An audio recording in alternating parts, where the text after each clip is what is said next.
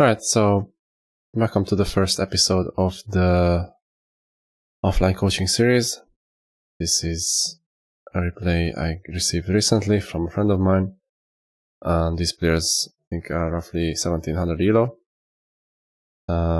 So let's jump straight in.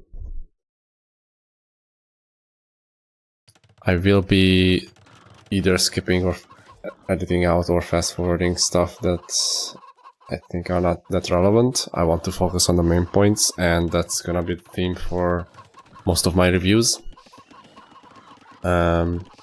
Because I want to limit the amount of stuff that you would normally skip in a video like this. So I don't want to leave any dead air in. Right, so I'm not sure if this was an adaptation to what the opponent is doing. I'm gonna assume it was because you got low. I guess we were expecting a Thrush, which didn't come. It was just a feudal boom.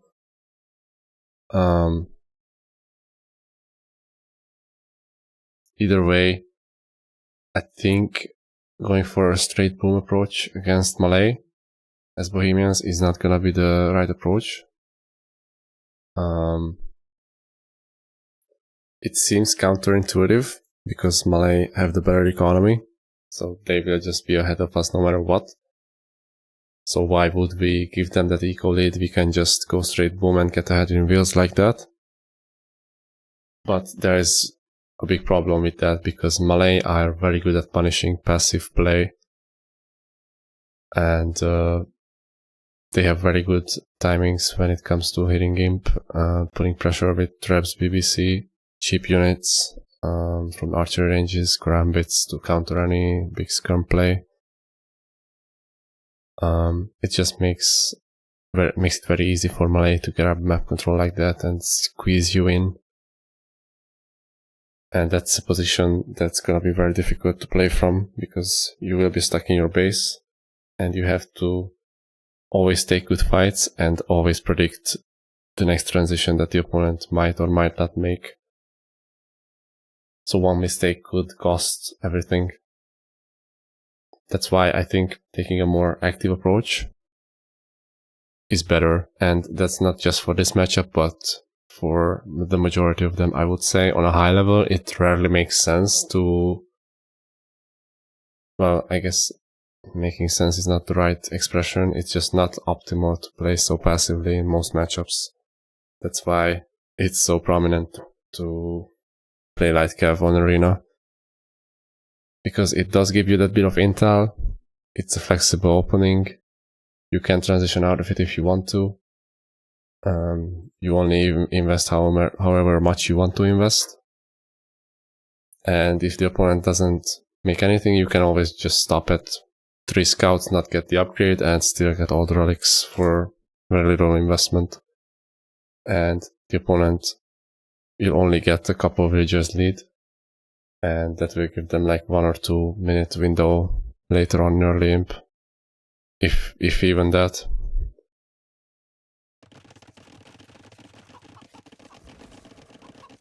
So my thought process with this matchup is you want to avoid them forwarding you in early imp, because that's where Malay is the strongest, and that's a weak point for you. Even though you do have a stronger late game army comp as Bohemians, you will need something to buy you the time that you need to get there. And this is where map control in relation to Civ matchup comes into play, because when it comes to map control, obviously investing into units will either delay our economy or in some cases delay getting to the next stage. That's usually both. So when do we make the call to invest? When do we make the decision to sacrifice that bit of economy to get the map control in our favor? And that's gonna be the most crucial part to decide on, because you won't be able to always have the map control, right? At some point, you will have to either give it up temporarily or stop investing as much. And in this matchup, you want to either at least keep the enemy away from your outer ring, or even better, just keep them boxed in their base so they have to make the push from here and not from here. And even though it will delay us to be in that position, we are also delaying the opponent at the same time. Because for them to get that map control back, they also have to invest. And that's where the theory of taking map control is a very tricky subject, and it's hard to understand it in most contexts. But it's a very key aspect to this game, not just on this map, but on most maps. And on a lot of open maps, it would put a bit more heavy focus on it, since regardless of seed matchup, we often have resources that can get denied, or economy that can be lost if we give up too much of it at the wrong time. But anyway, returning to this game. The opponent does get all the relics in the end, which is not surprising given they invested and we only went 3TC boom. I guess getting the monastery for fervor makes sense. I don't quite like the monk edition, because this monk is never gonna do anything for us here against the light cav. And I guess at this point the thought process is we want to get some map control back. We're just not sure how, so we are adding a barracks. But even adding a couple of spears won't change anything, because the enemy monks will just convert them, so we won't be getting the map control that we want. And I feel like this is roughly the time where the decision making could have been once again a little different, and that could have changed the trajectory of the game massively. I'm not gonna keep going back to the straight boom decision. I will, in my reviews, I will try to focus on decision making from the certain point forward. Because usually it's not just one bad decision that cost us the game. And in this case, I wanna point out that it's not like we lost the game at that point already. There were several other calls we made that put us in a suboptimal position later on. And I feel like we had the opportunity here to go Castle Age hand cannons. Why would that be good for us? Well, it would give us the map control that we want. Malay wouldn't really have many units to deal with that, unless they actually invest into skirms or crossbowmen. But then we can add a couple mangonels, and hand cannon mangonel is a very tough army comp to deal with in Castle Age. So most likely scenario would be they just go for a defensive castle and go imp. And that's something we would be okay with, because they wouldn't be pressuring us. The army that we invested into would give us that extra time that we need. We could give up so much room to fall back towards our own base. We also would have units that we would want in our endgame army composition as well. We would want to have archery ranges in the late game as well to produce skirms. And it would all line up with our game plan of we want to delay Malay a little bit from pushing us. We want to get into our army comp. We want to get Hufnitsa, hand cannon skirm, and as a safety measure, we could tech Halb if they want to do a surprise elephant push, but the bulk of our army should be skirm, hand cannon, Hufnitsa. And that's something that should beat Malay when we are fully popped.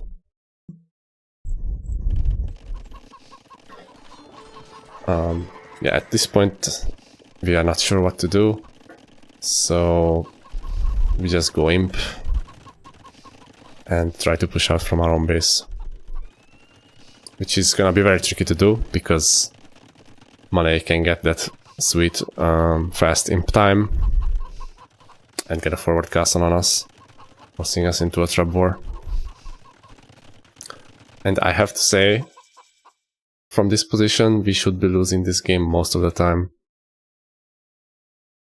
And this is something we would want to avoid in most cases. Basically, everything is in the opponent's favor at this point except the account, but positionally, they are in a great spot. They have all the relics, they have a bunch of map control that they bought with a very minimal investment that they made early on with the light cav, and they have a forward position on you with a better in time. Really, from this point forward, they should just finish the game with the right prioritization of what they do. Fortunately for you, they focus a bit more on army production instead of siege and the second castle maybe. So that gives you an opportunity to out-repair, win the trap war, use the insta-chemistry to snap the traps, and gives you an opportunity to push out from your base.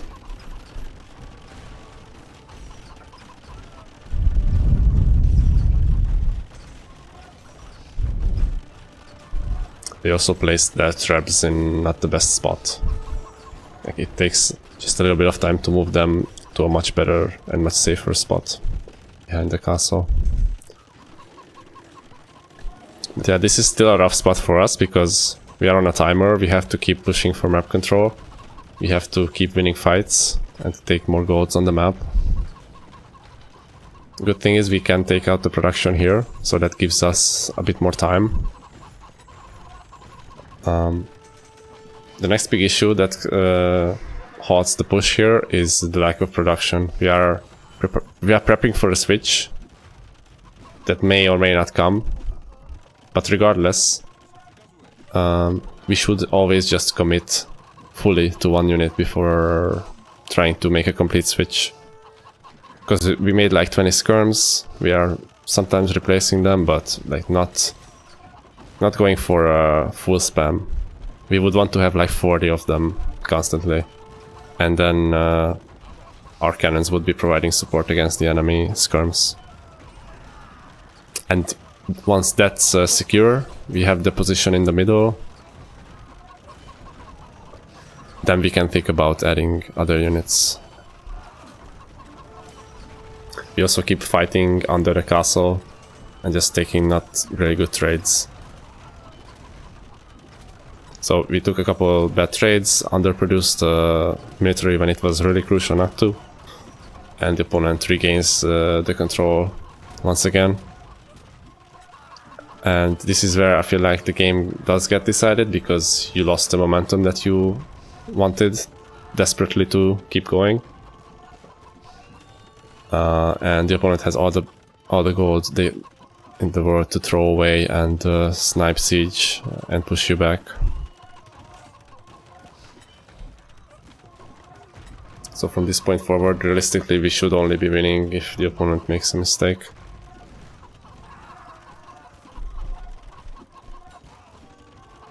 And this all stems from playing too passively early on. We are now trying desperately to take map control back, but it's really hard to play from your own base and win every fight and consistently make the right choices. Because if we had some of that map control earlier, we could afford to like lose one fight. They could still recover, right? But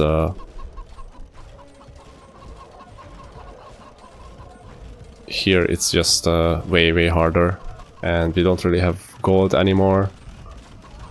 Can only use the market, and our only win condition is keeping all of our siege alive. and taking constantly good trades. But that's incredibly difficult against an opponent who has 5 relics and decent units to snipe siege with.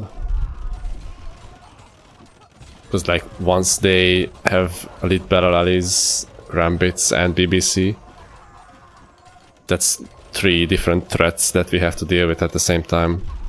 And yeah, just one mistake costs us all the trebs. And